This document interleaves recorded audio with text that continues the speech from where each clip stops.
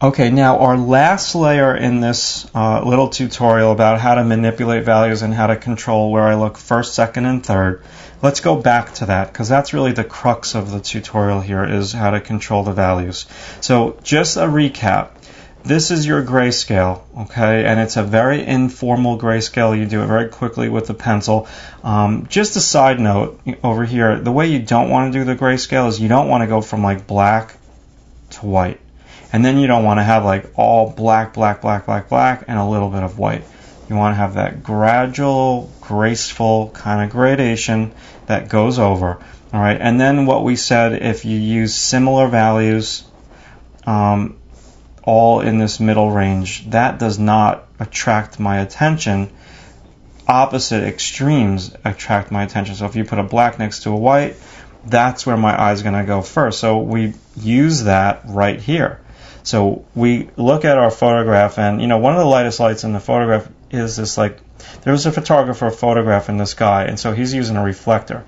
So that's really light. And these people in the tunnel, they're really like similar values. So now it's your job as the artist to manipulate, okay? And so now that's what I'm doing for you right here in this tutorial. So I'm going to go back one more time and refocus on sharpening the black or the dark on her hair and on her dress, and just sharpening things up a little bit more because they got smudged as I was rendering, just like a little hint of like a shoe at the bottom. And then I'm going to sharpen. I'm not matching the values inside the tunnel because there's a lot of reflected light in the tunnel and it goes really light. I'm manipulating and I want those values to be really dark. Okay, so you look at her head first.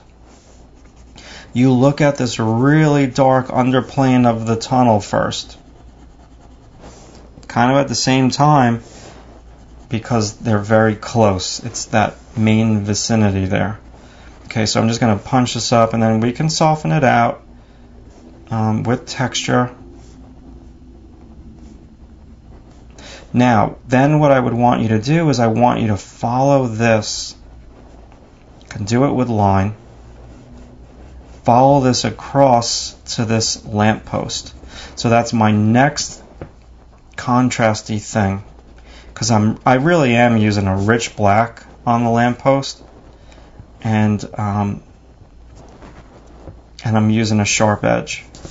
So her first, this second. Come up these trees, and let's not make them look like they're synthetic. Let's kind of vary the bark. Maybe there's like a little bump on one of these branches. And I think what we need to do is just overlay some like leaf shapes without getting crazy with the detail.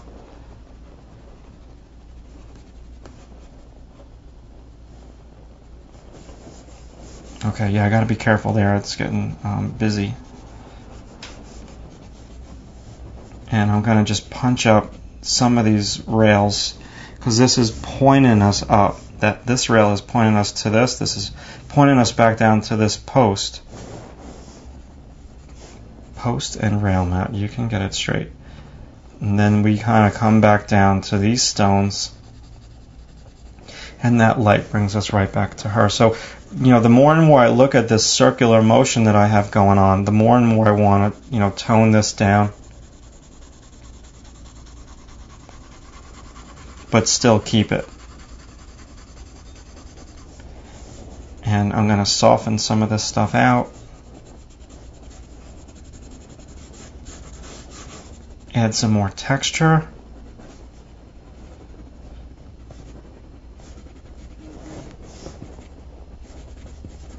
And this is too light.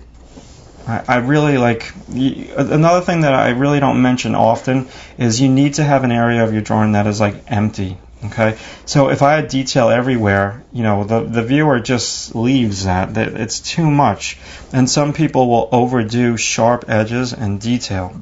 And that's like, a perfect excuse for the viewer to not look at your image because it's too busy. And then you're trying to be realistic by putting like the most amount of detail, but then that kind of like backfires on you. So detail is good, but it's also good to leave one area of your image empty because that gives like some space to your image and it doesn't look cluttered.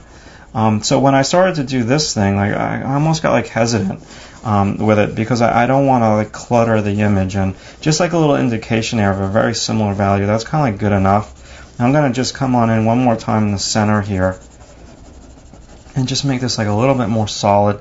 Add a couple of like a little bit more nuance like leaf cast shadows.